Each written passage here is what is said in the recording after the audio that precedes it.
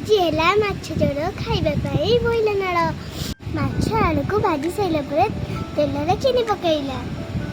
ଆରେ ଚିନି ନାଲି ହେବା ପରେ ତାପରେ ପିଆଜ ପକା ହେଲା। ଆରେ ସେ କ'ଣ ପିଆଜ ପୋଡ଼ିଗଲା କି ରେ? ନା ନା ନା, ତାପରେ ମସଲା ପକା ହବ। ତାପରେ ଲଙ୍କା ଗୁଣ୍ଡ ପକେଇଦେଲା। ତାପରେ ସେ ତାକୁ ଭାଜିଦେଲା।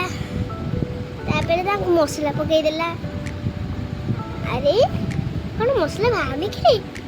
ହଁ ହଁ, ମାମାଟା ବାଡ଼େଇକି ବାହାର କରିଦେଲା ଆଉ। କି ବୁଦ୍ଧି ମୋ ମାମାର, ଭଲ ଆଉ। କି ବାଡ଼େଇକି ବାହାର କରିଦେଉଛି, କି ଚାଲାକ ଦେଖନ୍ତୁ। ତାପରେ ତାକୁ ଘାଣ୍ଟି ଦେଲା। ତାପରେ ଲୁଣ ପକେଇଦେଲା। ତାପରେ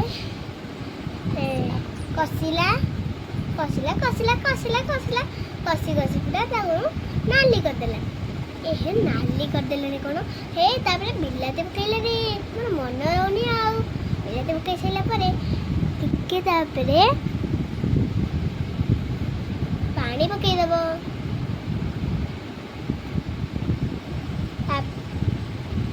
ତାପରେ ଆଳୁଟା ପକେଇଦବ। ଆଳୁ ପକେଇଦେଲା ପରେ ପୁଣି କଷିଲା କଷିଲା କଷିଲା। ମତେ ଯେମିତି କଷି କଷି ବାଡ଼ାଏ ସେମିତି ପୁରା ଆଳୁକୁ କଷି କଷି ବାଡ଼େଇଥିଲା। ତାପରେ ପାଣି ଦେଇଦେଲା। ତାପରେ ପୁଣି ତାକୁ ଘାଣ୍ଟିଲା ଘାଣ୍ଟିଲା ଘାଣ୍ଟିଲା ଘାଣ୍ଟିଲା ଘାଣ୍ଟିଲା ଘାଣ୍ଟିଲା। ତାପରେ ମୁଁ ସେଠି ଦେଖନ୍ତୁ ବଇଛି, ମୋ ମୁଣ୍ଡ ଓହ୍ଲେଇଲା ବେଳକୁ ମୁଁ ପଳେଇଲି ସିଆଡ଼େ ଯାଇକି। ତାପରେ ଏବେ ମାଛ ପକେଇବ। ମାଛ ପକେଇଲା। ମାଛ ମୁଣ୍ଡ କିଏ ଖାଇବ? ମୋ ବୋଉ।